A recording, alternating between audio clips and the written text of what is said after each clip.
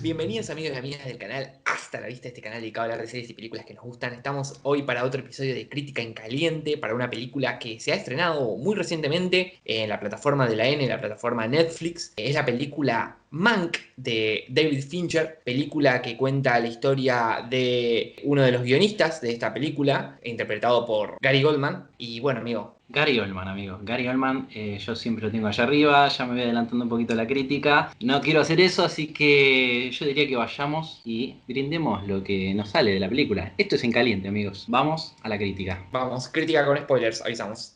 Herman Mankiewicz.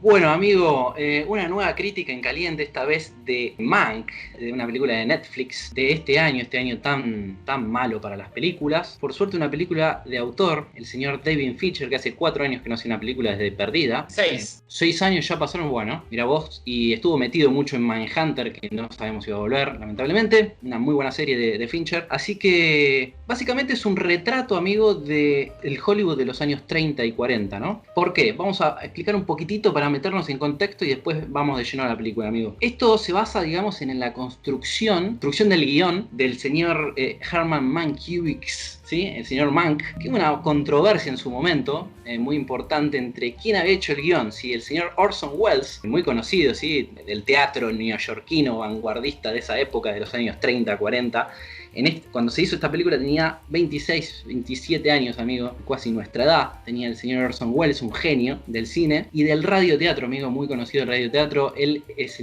muy conocido en esa época por La Guerra de los Mundos, en el radioteatro. Hizo crear a la gente que realmente llegaban los ovnis y llegaban los extraterrestres a la Tierra. La gente se lo creyó en ese momento. Y se basa justamente en lo que es el Ciudadano Kane, la película esta de los años clásica, de los años 40 de Hollywood. Y, digamos, el contexto es que se le da la posibilidad a Orson Welles de realizar la película que él quisiera, ¿sí? La oportunidad de hacer la película, el guión que él quisiera. Eso se le da a muy pocos directores, por la influencia de Orson Welles, ¿no? Obviamente. En esa época se mostraba, y se muestra en Mank mucho, cómo son los empresarios, ¿no? De esa época, el MGM y todos estos empresarios que manejaban mucho las películas, se metían mucho en los rodajes de las películas, y ya había una cuestión política atrás, ¿no? De qué querían mostrar, qué querían hacer, ¿no? Con estas películas. Entonces, Mank, amigo, yo lo divido en 3 partes. ¿Sí? Lo divido en las actuaciones, lo divido en la puesta en escena de la película, es decir, los planos, la escenografía, la música, y lo divido en el guión. Y yo empezaría hablando, amigo, del guión, ¿sí? ¿Por qué? Porque el guión me parece algo muy importante y es un guión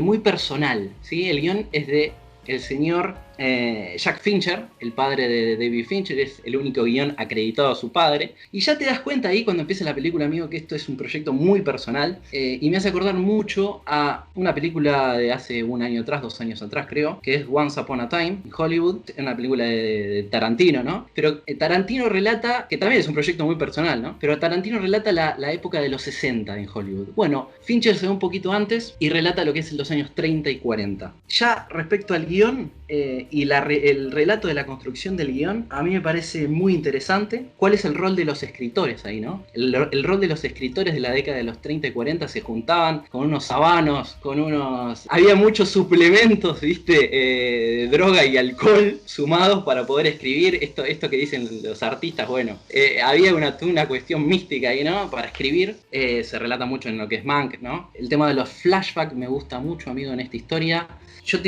Voy a decir primero mis 2 críticas y después van a ser todos halagos. ¿Por qué? Porque esta película me parece lo mejor del año, amigo. Esta película me parece que faltaba un poco de cine de autor, me faltaba un poco de algo este año. Bueno, Fincher, ni que hablar, ¿no? Pero mi única crítica es que la película es un poco densa, que llega a un punto en que a mí me genera como que, bueno, ¿qué está pasando? Me pareció un poquito larga. No sé qué pensás vos, amigo, de esto. A ver, vamos por parte. Vos lo diseccionaste en varios segmentos. Como bien decías, este es un proyecto personal para David Fincher. La plataforma de la N básicamente lo tiene alquilado a David Fincher. Creo que tienen firmado un contrato, le permiten hacer lo que él quiera. Y bueno, en su momento fue la serie Mindhunter. Ahora es esta película, pero le dan libertad creativa. Creo que es una de las ideas que tiene Netflix en cuanto a hagamos contenido con directores de calidad, ¿no? El año pasado se estrenó, bueno, The Irishman de Scorsese, también un nombre fuerte, ahora Fincher, y el guión de su padre, que está bueno preguntarse cuándo lo habrá escrito, ¿no? Porque el padre de David Fincher creo que falleció como en el 2003 o por ahí, hace bastante tiempo, entonces uno piensa cuándo es que escribió este guión. Pero en cuanto al guión en sí, a mí me parece uno de los puntos medio flojos, me pareció de la película, el guión. No, cuando lo vi no me pareció un guión de Fincher, digamos, no. Me costó esta película verla como una película de Fincher, a diferencia de sus otras películas como, no sé, por ejemplo, vos ves la Habitación del Pánico, ves Seven, y al toque entras y te das cuenta que es una película de Fincher. Esta me parece que es la más alejada de eso, y el guión, que el guión no sea suyo, me parece que también juega ahí.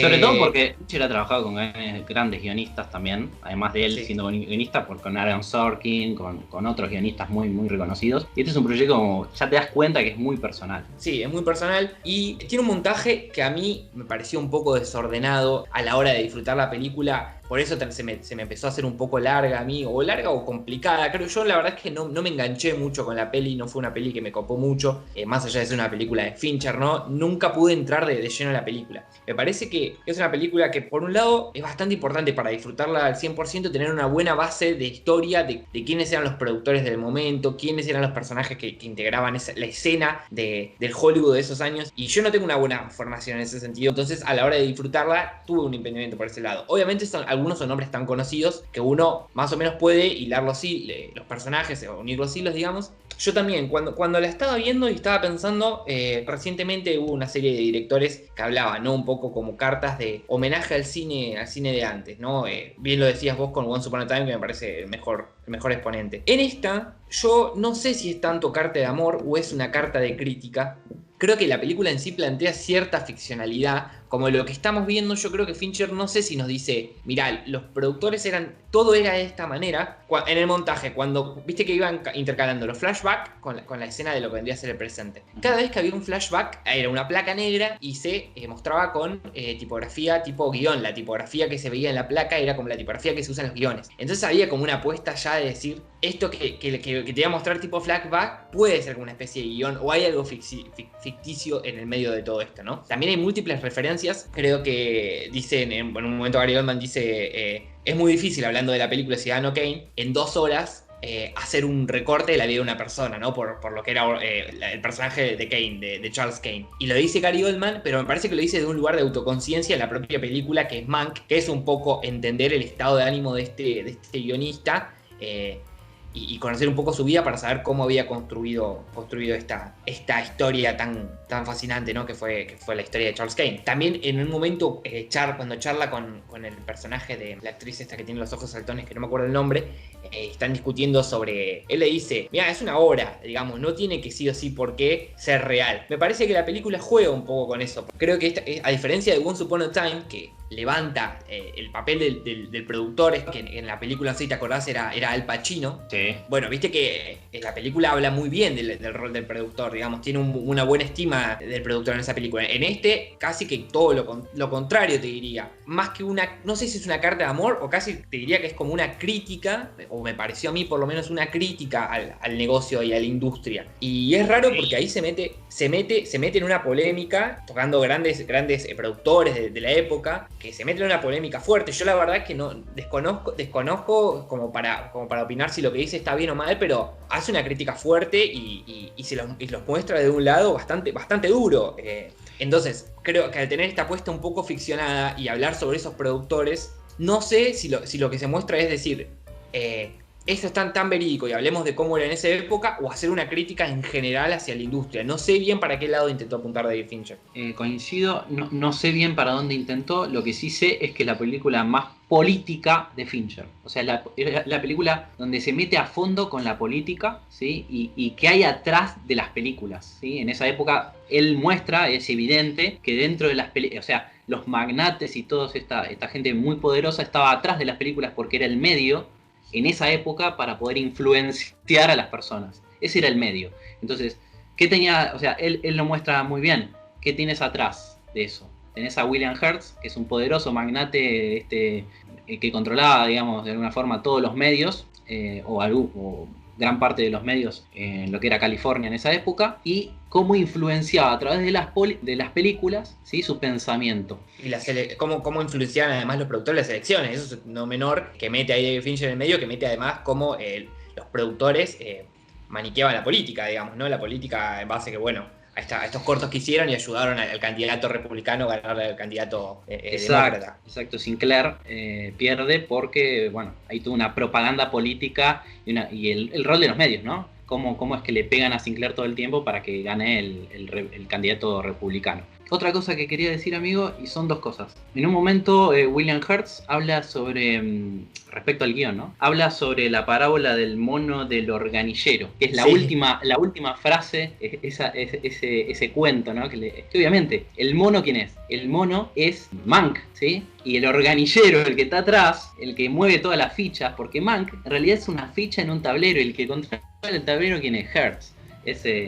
El magnate es un político, digamos. Entonces, Lannister, exactamente, del de Game of Thrones, que me parece, bueno, ahora vamos con las actuaciones. Eso me parece muy, muy importante recalcar, que es el Mank, ¿no? Es un intelectual de izquierda, vamos a decirlo, aunque, digamos, es muy crítico con todo, ¿no? Con todo el sistema, pero está ahí, digamos, hay una doble moral del protagonista, porque de alguna forma lo quieren, entre comillas, porque él es un tipo intelectual, habla muy bien, digamos, puede debatir muy bien en ese contexto, pero hay una especie de doble mirada al tipo no le gusta estar en ese contexto, en verdad. Y después lo aprovecha, ¿no? Aprovecha todo lo que pasa en la película, aprovecha todo lo que pasa en su vida, sí, por eso los flashbacks, para poder desarrollar el guión y por qué le tenía tanto embrollo y tanta bronca, digamos, entre comillas, a Hertz. Y después otra escena que para mí es la escena más destacable de la película, que es la final. La final, cuando entran en esa mesa, que es una mesa real, ¿no? Están todos los tipos más poderosos del mundo, así, en ese contexto.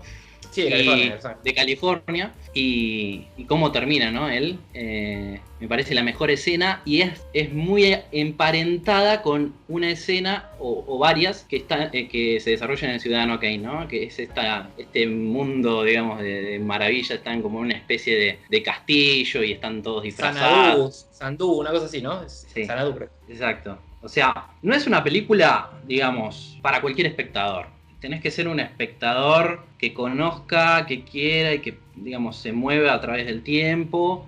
No es un espectador pasivo, sino un espectador bastante activo. Y obviamente la recomendación es ver Ciudadano Kane antes de ver esta película. Sí o sí, sí o sí. Si no, no vas a entender prácticamente nada. Ahora, amigo, te planteo otra cosa. ¿Qué te pareció la puesta en escena, los planos? A mí me pareció, te cuento mi postura, algo muy interesante que sea en blanco y negro, comparándola con la otra película. Las luces, la escenografía me pareció muy bien. Obviamente los planos de Fincher, que cada vez que el típico plano de Fincher, que cada vez que se mueve una persona, él se mueve con la cámara, me parece algo clásico de Fincher de siempre. Pero esta vez agregó una cosa que lo quería destacar, que son escenas calcadas, es decir, hay un diálogo entre las dos películas. Hay escenas bastante calcadas del Ciudadano Kane que aparecen en Mank. Por ejemplo, cuando una escena que el tipo está acostado, Mank, se le cae la bebida, se le cae la botella, es igual a la primera escena de la película del Ciudadano Kane. ¿Qué te pareció eso? Los planos, la escenografía, la música. Sí, yo también noté este diálogo entre las dos películas y me parece que fue totalmente intencional que la estructura de Ciudadano Kane ya se parezca, la estructura de Mank se parezca a Ciudadano Kane. Me parece que ese homenaje fue totalmente consciente y buscado. Concuerdo con vos. Me parece que de ese lado intentan hablar sobre la vida de una persona, digamos, ¿no? Sin explicarte por los motivos de esta persona, sin explicarte los motivos de Mank, sin explicarte los motivos del Ciudadano Kane. Intentar hacer lo mismo, intentar entender la vida de cómo fue él y sus acciones. Me parece que desde ese lado fue totalmente intencional que dialogue con Citizen Kane. Sí, coincido también en que casi que es el visionado obligatorio de Ciudadano Kane para disfrutar esta película. Me parece que es fundamental. No sé si es una película para todo el mundo tampoco. Yo me quedé un poco afuera, la verdad. Disfruté mucho más Ciudadano Kane, me parece obviamente mucho más película. Y bueno, para ir resumiendo y ya ir cerrando, sí destaco las actuaciones muy bien todos. Gary Oldman, la verdad que ese tipo es un camaleón. Cualquier papel que le tires te lo hace. es un enganche que te juega de doble 5 y además te puede jugar de 2. O sea, un animal. Sí. Y bueno, amigo, eso es más o menos mi opinión de lo que me pareció la película. Perfecto, amigo.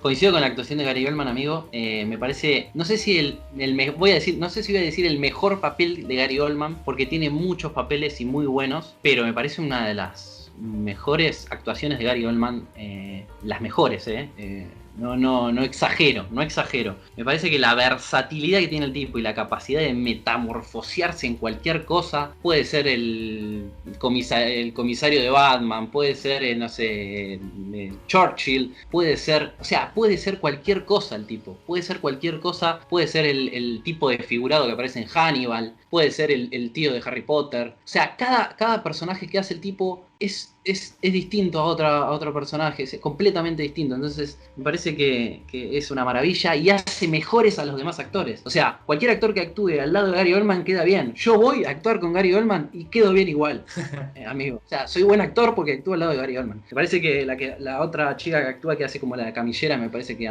está bien, que es Lily Collins, la hija del cantante. Y la esposa también bien. O sea, me parece muy bien, pero me parece que Gary Oldman sobrepasa. O sea, es magnífico y no exagero, gente. Yo la vería solamente por la actuación de Gary Oldman. Me parece que es algo imprescindible. A mí en general las biopics no me gustan. No es que la paso demasiado bien. Las veo y trato de entender algo. Pero Gary Oldman se come la película, gente. Hay que verla por Gary Oldman.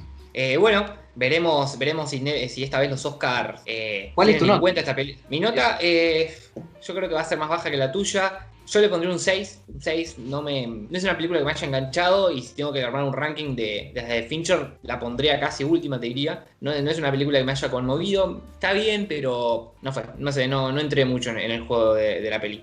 Un 6, creo que de 5 estrellas sería un 2, 2,5. Bien. Yo le pongo un 7.5 por ahí.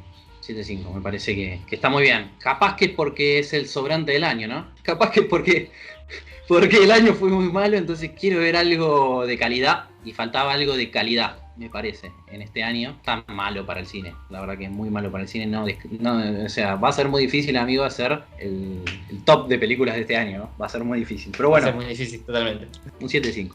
7.5. Bueno, estas han sido nuestra opinión sobre la película Mank de David Fincher. Recuerden suscribirse, apretar la campanita, dejar un me gusta. Y bueno, nos estaremos reencontrando la semana que viene, seguramente con otra crítica en caliente. Hasta la vista. Hasta la vista. Eso es todo, amiguitos. Hasta la vista, baby.